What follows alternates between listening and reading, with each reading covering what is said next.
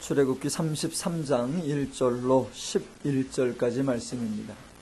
여호와께서 모세에게 이르시되 너는 내가 애굽 땅에서 인도하여 낸 백성과 함께 여기를 떠나서 내가 아브라함과 이삭과 야곱에게 맹세하여 내 자손에게 주기로 한 그 땅으로 올라가라. 내가 사자를 너보다 앞서 보내어 가나안 사람과 아모리 사람과 헷 사람과 브리스 사람과 히위 사람과 여부스 사람을 쫓아내고 너희를 젖과 꿀이 흐르는 땅에 이르게 하려니와 나는 너희와 함께 올라가지 아니하리니 너희는 목이 곧은 백성인즉 내가 길에서 너희를 진멸할까 염려함이니라 하시니 백성이 이 준엄한 말씀을 듣고 슬퍼하여 한 사람도 자기의 몸을 단장하지 아니하니 여호와께서 모세에게 이르시기를 이스라엘 자손에게 이르라. 너희는 목이 곧은 백성인즉 내가 한순간이라도 너희 가운데에 이르면 너희를 진멸하리니 너희는 장신구를 떼어내라. 그리하면 내가 너희에게 어떻게 할 것인지 정하겠노라 하셨음이라. 이스라엘 자손이 호렙산에서부터 그들의 장신구를 떼어내니라. 모세가 항상 장막을 취하여 진 밖에 쳐서 진과 멀리 떠나게 하고 회막이라 이름하니 여호와를 앙모하는 자는 다 진 바깥 회막으로 나아가며 모세가 회막으로 나아갈 때에는 백성이 다 일어나 자기 장막문에 서서 모세가 회막에 들어가기까지 바라보며 모세가 회막에 들어갈 때에 구름 기둥이 내려 회막 문에 서며 여호와께서 모세와 말씀하시니 모든 백성이 회막 문에 구름 기둥이 서 있는 것을 보고 다 일어나 각기 장막 문에 서서 예배하며 사람이 자기의 친구와 이야기함 같이 여호와께서는 모세와 대면하여 말씀하시며 모세는 진으로 돌아오나 눈의 아들 젊은 수종자 여호수아는 회막을 떠나지 아니하니라. 아멘.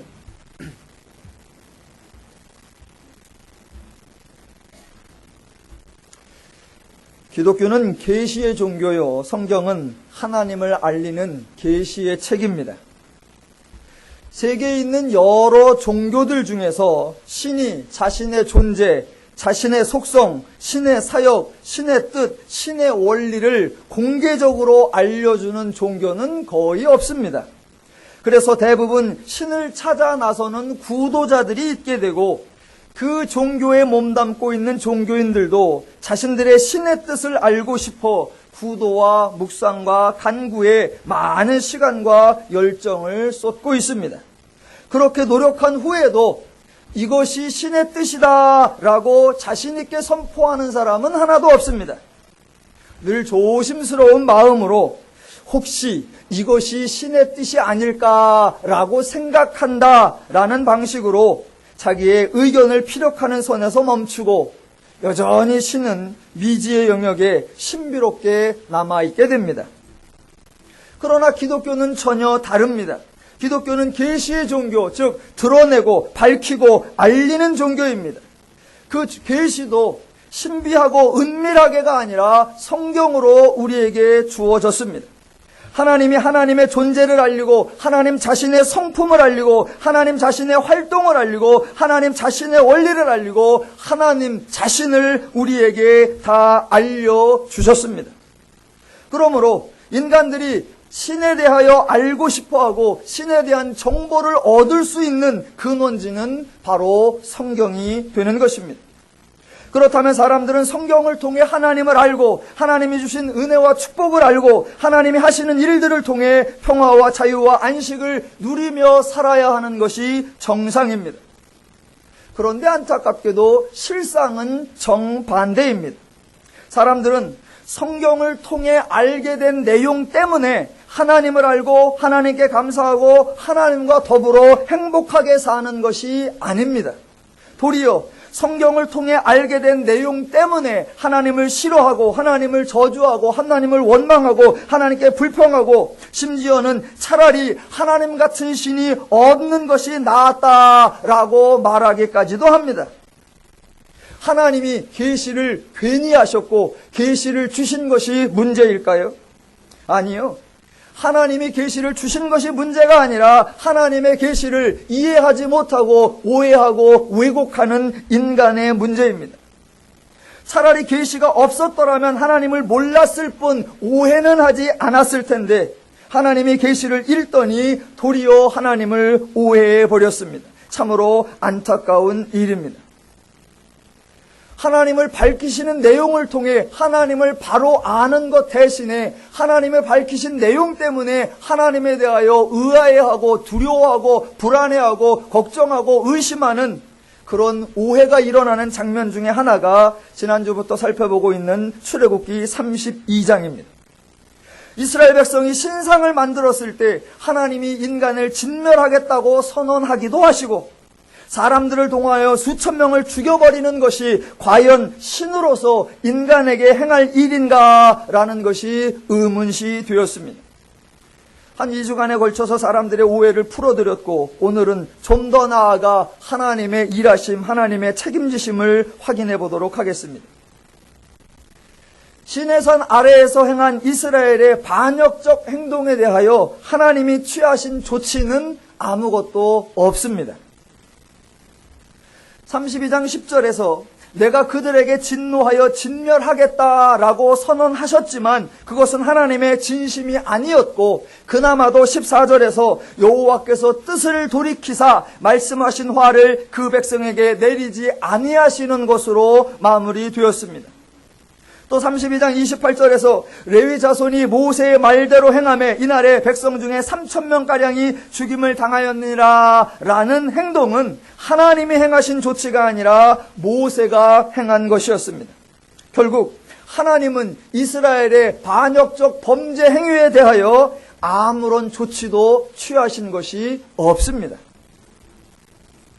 그러니까 이러한 구절을 통해 우리가 가지고 있는 오해를 풀었어야 합니다. 인간이 하나님께 범죄하면 하나님께서는 진노하시고 형벌을 내리신다라고 생각하시면 그것은 오해입니다. 하나님께서는 인간에게 인간이 행한 대로 갚으신다라고 말씀하시면 그것은 왜곡입니다. 성경에 보니까 심는 대로 거둔다라는 말이 있다. 하나님께 예배와 찬양과 감사를 심으면 은혜와 축복이 오고 하나님께 반역과 불순종을 심으면 진노와 형벌이 온다라고 말씀하시면 성경을 오용하는 것입니다. 하나님께서는 인간의 행동을 다 지켜보고 계시며 범죄할 경우 절대로 묵과하지 않으시고 반드시 징계하시니 하나님을 두려워해야 한다라고 말씀하시면 거짓 주장이고 그런 소리를 자꾸 하시면 유언비어 유포가 됩니다. 이스라엘의 반역적 행동에 대하여 하나님은 아무런 조치도 취하지 않으셨습니다. 그러한 하나님의 무반응과는 대조적으로 인간 모세, 지도자 모세는 아주 강력하게 반응하였습니다. 하나님보다 더 심하게 반응했습니다. 하나님이 주신 증거판을 집어던져 깨트려 버렸고 자신의 친족들을 동원하여 각 사람이 자기의 아들과 자기의 형제를 쳐서 자신의 동족들을 3,000명이나 죽여버렸습니다. 그리고 그렇게 자기 동족들을 죽인 사람들의 행동에 대하여 여호와께 헌신하였다라고 말했고 그런 사람들에게 여호와께서 복을 내리실 거다라고 말하기까지 했습니다. 그러니까 사람들은 32장에 나오는 사건들을 오해하여 하나님은 백성들을 진멸하려고 하시는 살인마로 생각하고 모세는 진노한 신으로부터 인간을 구해내는 영웅으로 생각하기도 했었습니다. 성경의 계시를 바르게 안 것이 아니라 너무나 엉뚱하게 오해한 것입니다. 하나님의 반응과 모세의 반응 중에 여러분은 어느 것이 마음에 드십니까?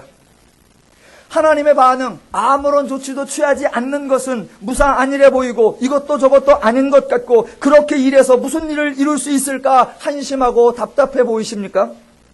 차라리 모세의 반응이 쿨한 것 같고 일을 하려면 그 정도 손해는 감수해야 될 것 같기도 하고 다만 한 가지 걱정이라면 그 대상이 내가 될까 걱정되는 거 그것뿐일까요? 오늘 하나 더 살펴볼 것이 있습니다. 모세에 대한 하나님의 반응, 하나님의 조치입니다. 하나님이 용서하신 백성들에 대하여 모세가 용서하지 않았습니다. 모세는 직권남용이었고 하나님에 대한 적극적 반역이었습니다. 시내산 아래에서 모세의 행동과 백성들의 행동을 비교해보면 하나님과 모세가 자신들과 함께 있지 않음에 대한 두려움에 사로잡혀 신상을 만든 백성들의 행위와 하나님의 용서에도 불구하고 자신의 분노심에 격동되어 하나님의 백성을 수천 명이나 죽인 모세 중에 누가 더 악하고 누가 더 하나님 앞에 거역한 것일까요? 백성들은 자신의 두려움을 극복하기 위한 어쩔 수 없는 행동으로 이해해 줄 수도 있지만 모세는 마치 자신이 하나님이라도 된 듯이 마치 자신이 하나님보다 더 의롭고 하나님보다 더 이스라엘에 대한 책임감이 있는 것처럼 굴면서 정작은 하나님의 백성, 하나님도 참아 죽이지 않는 그 하나님의 백성을 3,000명이나 죽여버렸습니다. 이러한 모세의 물지각하고 오만방자하고 자기 도취적 만행에 대해 하나님은 어떠한 반응을 보이셨을까요? 이스라엘 백성의 반역적 행동에 대하여 아무런 조치도 취하지 않으신 것처럼 하나님은 모세의 행동에 대해서도 아무런 조치를 취하지 않으셨습니다. 그래서 오늘 본문 33장 1절에 하나님은 마치 아무 일도 없었던 것처럼 모세에게 말씀하시고 5절에서도 또 말씀하시고 9절에 가보면 모세가 회막에 들어갈 때에 구름 기둥이 내려 회막문에 서며 여호와께서 모세와 말씀하시니, 그리고 11절에서는 사람이 자기의 친구와 이야기함같이 여호와께서는 모세와 대면하여 말씀하였다라고 기록되어 있습니다. 혹자들은 이러한 하나님의 태도를 못마땅하게 생각할 것입니다. 백성들의 행위에 대해 진노하사 진멸하겠다라고 하시면 너무 잔인하다라고 불평하고, 모세의 행위에도 불구하고 친구처럼 말씀하셨다라고 하면 하나님도 하나님 좋아하는 사람만 지독스럽게 편애한다고 또 불평할 것입니다. 어떤 모양으로든 하나님의 계시를 오해하고 불평할 줄만 아는 것, 그것이 바로 죄인들의 치명적 한계입니다. 오늘 그러한 오해들을 풀어보도록 하겠습니다. 성경에 나타난 하나님의 일하심에 대하여 사람들이 오해를 하는 이유는 하나님에 대한 오해이기 이전에 인간에 대한 이해가 잘못되어 있기 때문입니다. 하나님은 인간의 상태, 즉 인간이 죄인이라고 하는 사실을 잘 알고 계십니다.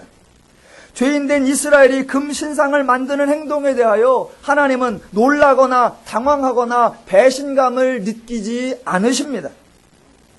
하나님이 직접 출애굽하기 위하여 10가지 이적을 행하셨고 홍해를 가르는 수고를 하셨고 광야에서 물을 공급하고 만나를 제공하였음에도 불구하고 이스라엘이 배은망덕하게 하나님 대신 다른 신상을 만들고 다른 신을 섬겼다고 하나님이 불쾌감을 느끼느냐? 그렇지 않다는 것입니다. 사람의 예를 들어보면 사람이 실망하거나 낙담하거나 좌절하거나 또는 화를 내거나 심지어 진노를 쏟는 경우가 언제냐 하면 상대방의 행위가 자기 기대와 다른 결과를 나타낼 때에 그런 반응을 보입니다. 그런데 자기 예상과 다른 결과가 나왔다면 상대를 향하여 화를 낼 것이 아니라 내가 예상을 잘못한 것은 아닌가 살펴보아야 합니다. 엉뚱한 결과를 기대했거나 불가능한 일을 예상했었다면 상대방의 잘못된 행동이 아니라 나의 예측과 기대가 잘못되었던 것입니다.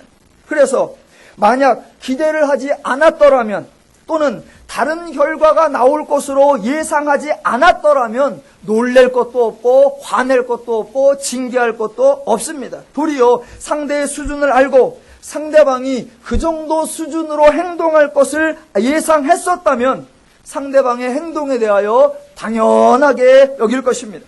예, 하나님의 반응이 바로 그런 것입니다. 저들이 죄인이라는 것을 알고 죄인들이 어떤 행동을 어떻게 행할지를 너무나 잘 알고 계시는 겁니다. 이스라엘의 행동은 하나님의 예측을 벗어나지 않은 것입니다. 그러니 하나님은 놀랄 일도 없고 당황할 일도 없고 화낼 일은 더더욱이나 없는 것입니다. 그런데 모세가 화를 낸 것, 또는 오늘날 사람들이 하나님의 반응에 대해 수용하지 못하는 것은 하나님이 이상하게 행동하셔서가 아니라 사람들이 죄인에 대하여 잘못 이해하고 있기 때문이라는 것입니다. 마치 자신들이 죄인이 아닌 것처럼, 자신들은 늘 선한 행동과 의로운 행동만 하는 것처럼 대단한 착각을 하고 있다는 것입니다. 만약 하나님이 인간이 행한 대로 갚으시면 무슨 일이 일어날까? 아무도 살아있을 사람이 없습니다. 시내산 밑에서 하나님 대신에 금신상을 만들고 우상을 숭배했다고 그 백성 다 죽여버리고, 또 하나님 대신에 날뛰었다고 모세와 레위지파 다 죽여버리고, 그런 하나님의 일하심에 대하여 잘못된 설교를 했다고 설교자 다 죽여버리고, 그런 설교를 듣고도 또 아멘 했다고 들은 성도 다 죽여버리고, 그러면 누가 살아남을 수 있겠습니까? 하나님은 인간이 죄인이라고 하는 인간의 상태를 가장 잘 아십니다. 인간의 죄인의 속성, 인간의 죄인된 원리, 인간의 죄인된 행동을 가장 잘 알고 계셔서 죄를 짓지 않을 수 없다는 것을 알고 계시기 때문에 하나님은 인간에게 진노하지 않으시는 것입니다. 하나님이 인간을 대해주시는 모습이 가장 정확하고 하나님이 인간을 대해주시는 방식으로 하셔야 인간이 살 수 있는 유일한 길입니다. 하나님이 인간의 죄인된 상태를 아신다라는 것과 더불어 하나님은 인간의 한계도 알고 계십니다. 하나님이 범죄한 인간을 징계하지 않으셨는데 징계와 인간의 한계를 연관시켜 보겠습니다. 징계라고 하는 것은 단순히 행동에 대한 대가만을 의미하는 것이 아닙니다. 징계는 형벌적 의미도 있지만 동시에 훈육, 즉 교육적 의미도 가지고 있습니다. 저와 여러분이 사람이 누군가를 징계하는 이유는 그 징계를 통하여 징계를 받는 대상이 깨달음을 얻고 변화될 것이라는 기대를 가지고 행하는 것입니다. 만약 징계를 행함에도 도무지 교훈을 받을 것 같지 않을 사람이라면 그것은 징계를 하지 않습니다. 저 사람은 도대체 말을 해도 소용이 없고 저 사람은 도대체 그 어떤 것을 해도 그것을 바꾸지 않아. 상대가 그런 사람이라고 인정되면 내가 아예 그 사람을 피하고 아예 그 사람과 상종을 안 해버립니다. 이런 경우 사람들은 그 사람에 대하여 포기했다라고 말을 합니다. 하나님의 경우에 하나님이 죄인들에게 징계를 내리지 않으시는 이유는 징계를 하여도 죄인들이 가르침을 받지 않을 것을 너무나 잘 알고 계시기 때문입니다. 하나님은 죄인들의 상태를 알듯이 죄인들의 한계, 즉 어떠한 가르침과 훈계와 징계와 형벌에도 죄를 벗어날 수 없다는 것을 알고 계십니다. 징계를 해야 아무런 교육적 효과가 나지 않는다는 것을 알고 계시고 죄인을 때리면 때리는 하나님의 손만 아프다는 것을 잘 알고 계십니다. 그러니 하나님이 징계하실 이유가 없습니다. 상대방에 대하여, 죄인들에 대하여 아무런 기대를 가지지 않으시는 겁니다. 상대방에 대하여 아무런 기대를 갖지 않는 것, 이것을 인간들이 말할 때에는 상대에 대하여 포기하였다라고 말하는 것이고, 하나님이 말씀하실 때에는 상대를 책임지신다라고 말하는 것입니다. 인간은 자기 자신조차도 주도할 수 없습니다. 그러니 너무나도 당연하게 상대방에 대하여는 어찌할 수 없습니다. 기껏 한다는 것이 자신의 최선을 다할 뿐입니다. 그러나 내가 아무리 최선을 다해도 상대방이 나의 의도와 다르게 나오면, 내 행동의 목적과 의도를 알아차리지 못하면 방법이 없습니다. 그래서 결국에는 포기하게 되는 것입니다. 그러나 하나님은 인간과 다르시고 하나님은 그저 하나님의 최선을 다하고 인간의 처분을 기다리시는 그런 분이 아닙니다. 인간이 도무지 반응이 없으면 하나님도 무기력할 수밖에 없다거나 하나님도 인간을 포기하고 방치할 수밖에 없는 그런 무능력한 분이 아니라는 겁니다. 하나님에 대한 여러 가지 칭호가 있는데 그 중에 하나가 전능하신 하나님입니다. 하나님은 죄인이 반응하기를 기대하고 기다리는 정도가 아니라 아예 죄인을 죄에게서 해방시킬 수 있는 분이요, 아예 죄인을 의인으로, 즉 새로운 피조물로 변화시킬 수 있는 그런 분이십니다. 그러니까 지금 죄인된 이스라엘에 대하여 하나님이 아무런 반응을 나타내지 않는 것은 하나님도 어찌할 수 없어서가 아니라 죄인의 한계를 알고 계시기 때문에 진노와 형벌의 방법으로는 되지 않는다는 것을 알고 계시기 때문에 안 되는 방법을 안 하시고 계시는 것입니다. 하나님은 인간을 포기하는 것이 아니라 안 되는 방법을 안 쓰시고 되는 방법을 사용하시면서 인간을 책임지고 계시다라는 것입니다. 하나님의 일하심이 흔히 생각하는 인간들의 방식과 다르기 때문에 인간들이 하나님의 일하심을 깨닫지 못하고 오해를 하는 것일 뿐입니다. 하나님이 지금 죄인들에게 역사하고 계시며 죄인들을 책임지고 계시며 죄인들을 인도하고 계시다는 것을 확인해 보도록 하겠습니다. 안 되는 일을 하고 있는 인간과 되고 있는 일을 하고 계시는 하나님과의 차이점을 구별해야 합니다. 안 되는 일은 안 되는 것입니다. 그래서 안 되면 되게 하라 그런 말은 없다고 했습니다. 된 것은 되는 일일 뿐입니다. 그래서 안 되는 일은 안 되는 것인데 안 되는 일을 하는 것은 일을 되게 하는 것이 아니라 더욱 일이 안 되게 하고 있을 뿐입니다. 모세가 행한 일 안 되는 일이었습니다. 그 결과가 무엇입니까? 이스라엘 백성 3,000명 죽은 것, 그 외에는 아무것도 얻은 것이 없습니다. 사람들은 간혹 문제 앞에서 야, 그냥 바라만 보고 있으면 어떻게 하냐? 죽이 되든 밥이 되든 무엇이든지 해봐라 라고 말을 합니다. 아니요, 어떤 경우에는 차라리 바라만 보고 있는 것이 더 나은 경우도 있습니다. 인간들은 자신들이 일을 하지 않으면 아무도 일하지 않는 줄로 알고 아무것도 진행되지 않는 줄로 압니다. 왜냐하면 자신들만 생각하니까. 그러나 하나님이 언제나 일하시고 계시고 하나님이 계속하여 일하시고 계시다는 것을 성도들은 기억해야 합니다. 그래서 자신들이 마치 하나님보다 더 열심히 하나님보다 더 부지런히 일하고 있는 줄로 생각한다면 그것은 큰 착각입니다.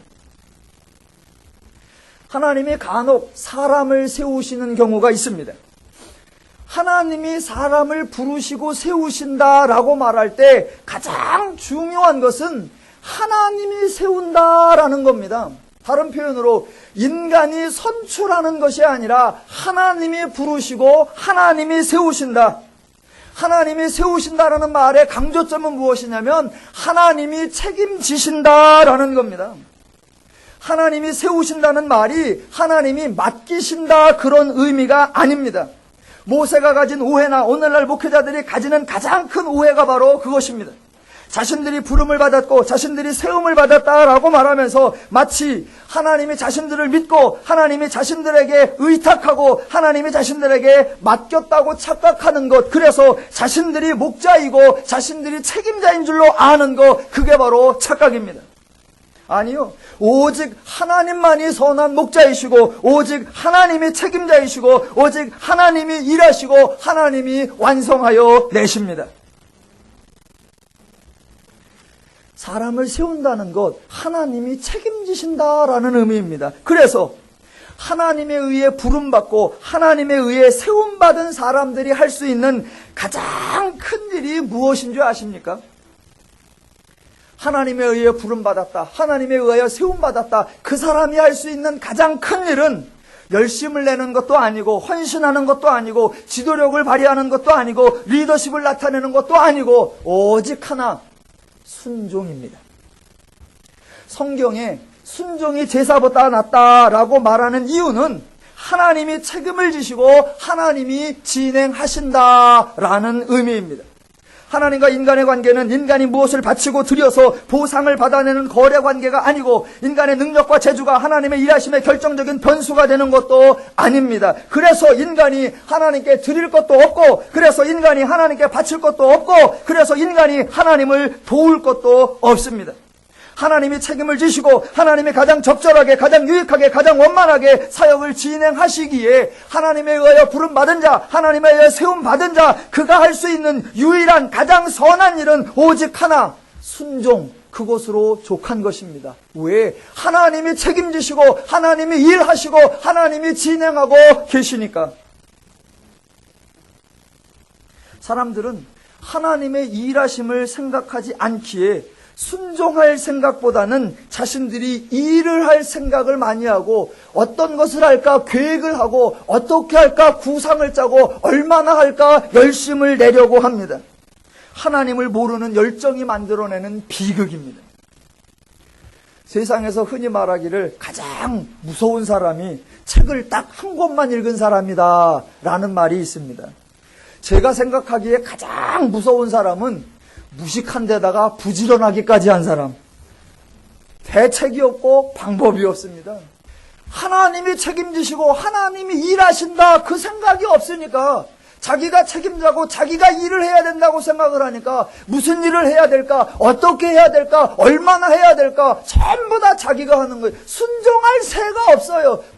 구상해야 되고 일해야 하니까. 아니요.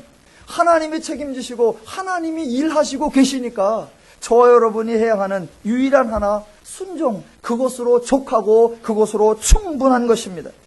순종은 무기력한 것이 아니라 가장 지혜로운 것이며 가장 무능력한 것이 아니라 가장 활동적인 것입니다. 하나님은 이스라엘의 행동 또는 모세의 행동에 대하여 포기하시거나 방치하신 것이 아닙니다.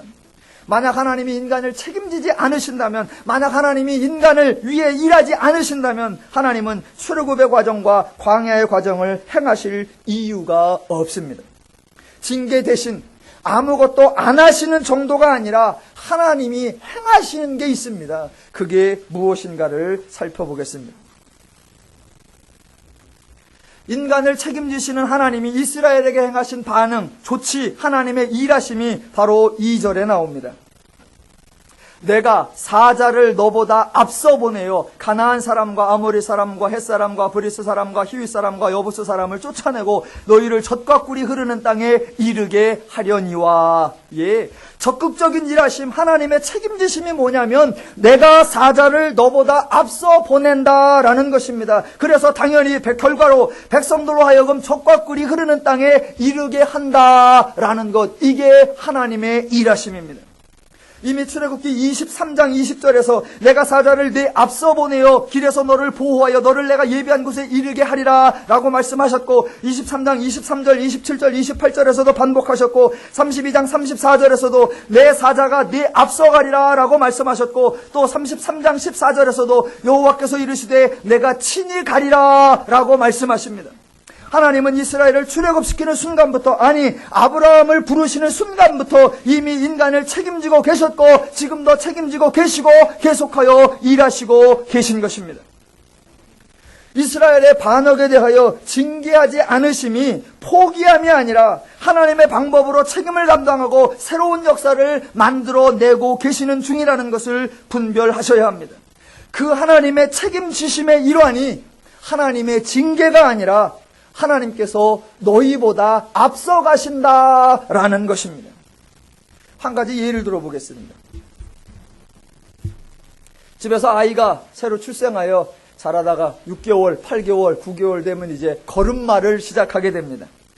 자, 걸음마를 하면 거실에서 이제 엄마 아빠들이 있는 가운데 걸어봐라, 걸어봐라 합니다. 이제 그때 아버지가 직장에서 돌아와서 아이가 거실에 있는 것을 보고 가방을 휙 집어던지고 아이를 보면서 걸어와봐라, 걸어와봐라 라고 부를 때가 있습니다. 자, 그 아이가 거실에서 걸음마를 하다가 조금 전에 거실 중앙에 집어던진 아빠의 가방에 걸려서 넘어졌다라고 합시다. 그때 아버지가 뭐라고 합니까? 그 아이를 혼냅니까? 아니면 그 아이에게 사과합니까? 야, 그것도 비켜갈 줄 모르느냐? 야, 그까짓 거 가방 있다고 넘어지냐? 라고 혼내는 것이 아니라 당연히 부모가 아이에게 사과를 합니다. 아이야, 미안해. 너 가는데 걸리적거리 않게 다 치워놨어야 되는데 내가 이것을 여기다 잘못 뒀구나. 미안해. 라고 아이에게 사과합니다. 왜냐하면 아빠는 부모는 책임자이기 때문입니다. 아이가 장애물을 넘지 못한 것을 잘못했다고 책망하는 것이 아니라 아이가 잘 걸을 수 있도록 미리 준비해 놓지 못한 아비의 책임을 통감하고 앞으로는 아빠의 부모의 책임을 잘 하겠다고 다짐하고 약속하는 것입니다. 그게 바로 하나님이 이스라엘 백성들에게 행하시는 조치요 하나님의 반응입니다. 하나님은 백성들이 반역했다고 책망하고 징계하는 것이 아니라 하나님 자신이 더 예비하지 못했고 더 배려하지 못했던 결과라고 말씀하시면서 너희가 범죄하니까 나는 너희와 동행하지 않는다라고 말하는 것이 아니라 너희가 범죄하지 않도록 내가 미리, 내가 먼저, 내가 앞서 가겠다라고 백성에게 말씀하시는 겁니다. 징계를 내리는 자는 책임자가 아니라 감독관일 뿐입니다. 그러나 하나님은 책임자로서 징계를 내리시는 것이 아니라 책임을 지시는 것이요. 그 책임이 바로 백성들보다 먼저 가시며 백성들보다 앞서 가시며 백성들보다 미리 가시는 것입니다. 시를 풀 때 실타래를 잘 풀어야 하듯이 성경을 해석할 때 성경의 해석의 타래를 잘 풀어야 됩니다. 일단 이해를 하기 시작하면 계속해서 이해가 되고 일단 오해를 하기 시작하면 계속해서 오해가 됩니다. 자, 하나님의 책임지심을 이해하고 성경을 보면 3절이 자연스럽게 이해가 됩니다. 3절 중반부에 이렇게 나옵니다. 나는 너희와 함께 올라가지 아니하리니 너희는 목이 곧은 백성인즉 내가 길에서 너희를 진멸할까 염려함이니라. 예, 당연한 말씀입니다. 같이 가시면 다 죽여버릴지도 모릅니다. 그래서 하나님이 같이 가지 않습니다. 하나님은 같이 안 가시고 어떻게 가시냐? 앞서 가신단 말입니다. 같이 가는 것이 아니라 미리 가시고, 같이 가는 것이 아니라 먼저 가시고, 같이 가는 것이 아니라 앞서 가시고, 내가 너희와 함께 가면 진멸할까 두렵다. 그래서 내가 앞서 가고, 내가 먼저 가고, 내가 미리 가겠다. 하나님의 배려의 말씀이요, 하나님의 은혜의 말씀이요, 하나님의 격려의 말씀이요, 하나님의 축복의 말씀이란 말입니다. 하나님이 이렇게 말씀하시면 우리는 뭐라고 대답해야 됩니까? 네, 그렇게 하세요. 순종 그거 하나면 됩니다. 왜? 먼저 가시겠다잖아. 미리 가시겠다잖아. 가서 장애물을 다 없애놓으시고 가서 길을 다 닦아놓으시겠다잖아요. 하나님이 이렇게 하신다고 하면 우리는 그저 마치 못 이기는 딛기. 네, 그렇게 하세요. 아멘 할렐루야. 하나님은 이렇게 친절하게 말씀하셨는데도 사람들은 그 의도를 오해하니까 엉뚱하게 말합니다. 4절에 그래서 그 하나님의 말씀을 뭐라고 하느냐? 준엄한 말씀이라고 합니다. 다른 번역본에 보니까 가슴 아픈 말씀이라고도 하고 또는 참담한 말씀이라고도 번역했습니다. 아니요. 자, 그리고 나서 5절 말씀이 나옵니다. 여호와께서 모세에게 이르시기를 이스라엘 자손에게 이르라. 너희는 목이 곧은 백성인즉 내가 한순간이라도 너희 가운데에 이르면 너희를 진멸하려니 너희는 장신구를 떼어내라. 그리하면 내가 너희에게 어떻게 할 것인지 정하겠노라 하였음이라. 예, 여기서 말하는 장신구가 뭐냐라는 게 논란인데 일단 은근 폐물을 얘기하는 것은 아닙니다. 왜? 하나님이 보수적이라 인간의 치장을 싫어하거나 자연적이어서 장식물을 싫어하는 것이 아니라 지금 32장에서 중요한 사건은 종교적 신상이었기 때문에 여기서도 하나님은 종교적 상징물로서의 장식품을 제거하라 그런 말씀입니다. 자, 그런데 33장 1절로 6절에 하나님의 말씀이 두 번이 나옵니다. 1절에 보면 여호와께서 모세에게 이르시되 5절에 보면 여호와께서 모세에게 이르시되 라고 나오는데 그 하나님이 말씀을 하실 때 좀 엉뚱하게 하십니다. 하나님의 엉뚱하신 이유를 알면 그게 엉뚱한 게 아니라 정말 기막힌 하나님의 표현 방법이라는 것을 알게 됩니다. 자, 1절에 여호와께서 모세에게 이르시되 라고 해서 1절부터 3절까지가 진행이 됩니다. 그런데 1절부터 3절까지 하신 말씀의 내용과 5절에 하신 말씀의 내용을 살펴보면 그 내용이 순서가 바뀌어야 정상입니다.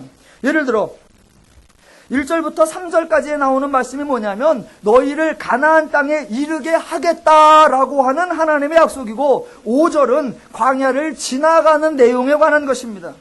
여러분, 광야를 지나가지 않고는 가나안 땅에 도착하거나 방법이 없습니다. 그러니까 순서적으로 보면 5절이 먼저 나와야 합니다. 너희가 장식품을 제거하라. 그래서 내가 너희와 함께 동행을 하든가 안 하든가를 결정하겠다. 일단 광야를 지나가 보자. 만약 광야를 잘 지나가면 가나안 땅에 들어가는 건 내가 책임질게 라고 이야기가 되어야 순서가 맞습니다. 그런데 하나님은 정반대로 말씀하고 계십니다. 먼저 1절부터 3절까지 하나님이 사자를 너보다 앞서 보내어 가나안 사람의 여러 사람들을 다 쫓아내고 너희를 젖과 꿀의 땅 흐르는 땅에 이르게 하겠다. 가나안 땅에 들여보내주겠다라고 말씀하셨으면 이미 광야는 지나가는 것이 보장되어 있어야 합니다. 그렇기 때문에 1절로 3절이 나왔기 때문에 5절은 별 의미가 없습니다. 왜? 5절 때문에 달라질 것이 아무것도 없다는 것입니다. 만약 백성들이 장신물을 제거하지 않으면 어떻게 할까? 진멸할까요? 아니요. 그렇게 해서 진멸해버리면 1절에 하신 하나님의 약속이 무효가 되기 때문에 그런 일은 일어날 수가 없단 말입니다. 이미 하나님께서는 정하셔놓고 하나님은 약속하셨고 하나님은 결정하셨구나. 그것을 깔고 그것을 이해하고 그 다음 말씀을 읽어야 됩니다. 그래서 1절을 대전제로 기본적 사실로 깔아놓고 5절 말씀을 읽어보면 이렇게 됩니다. 5절에 마지막에 이렇게 나옵니다. 그리하면 내가 너희에게 어떻게 할 것인지 정하겠노라. 이런 구절을 읽고 놀래시면 안 됩니다. 내가 어떻게 할 것인지 정하겠노라. 하나님이 어떻게 정할지를 저와 여러분은 안다 모른다. 다 안다라는 겁니다. 다 안다. 만약 따라오면 복을 주고 안 따라오면 죽여버린다. 그런 게 아니라 만약 백성들이 장신구를 제거하고 잘 따라오면 지금처럼 계속 갈 것이요. 만약 백성들이 장신구를 제거하지 않고 잘 안 따라오면 하나님이 은혜를 주어서 따라오게 한다라는 겁니다. 그렇게 은혜를 주었는데도 안 따라오면 하나님이 은혜에 은혜를 더하여 주고 따라오게 한다. 그래도 안 따라오면 은혜에 은혜를 더하여 따라오게 한다. 그래도 안 따라오면 은혜를 더하여 기어코 너희를 가나안 땅에 이르게 하겠다. 그렇게 결정하시는 거, 그게 하나님의 말씀이요, 하나님의 원리요, 하나님의 조치요, 우리에게 약속하신 하나님의 선언인 것입니다.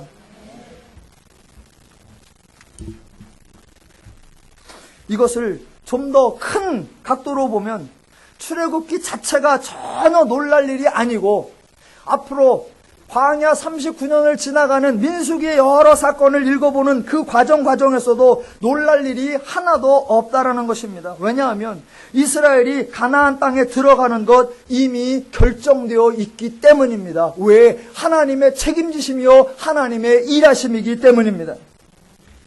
그 하나님의 약속이 출애굽기 33장에서 이제서 약속된 것이 아니라 이미 창세기에서부터 약속 맹세되었습니다. 그래서 오늘 30장 1절에서도 내가 아브라함과 이삭과 야곱에게 맹세하여 네 자손에게 주리라 한 그 땅. 그러니까 출애굽 사건이 왜 생겼느냐? 아니, 더 먼저부터 지금 광야를 왜 지나가고 있느냐? 출애굽하였기 때문에. 그러면 출애굽은 왜 하였느냐? 아브라함과 약속한 것을 이루시기 위하여. 예. 그래서 앞으로 광야를 어떻게 될 것인가? 과연 가나안 땅은 들어갈 수 있을 것인가? 그런 염려와 걱정과 불안을 가지고 성경을 보는 것이 아니라 저와 여러분은 하나님이 약속하셨고 하나님이 책임지시는 분이니까 이미 지금 출애굽기 33장을 읽고 있지만 이미 가나안에 살고 있는 사람들처럼 가나안에 도착하여 가나안에 정착하여 있는 사람처럼 그런 마음과 그런 자세와 그런 관점으로 오늘 출애굽기 33장을 읽고 있는 것입니다. 하나님이 책임지시고 하나님이 일하시고 하나님이 여전히 역사하고 계심을 알고 성경을 읽으셔야 합니다.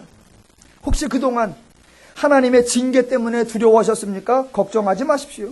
하나님이 아무것도 안 하시는 것 같아서 불안하셨습니까? 염려하지 마십시오. 하나님이 책임지고 계십니다.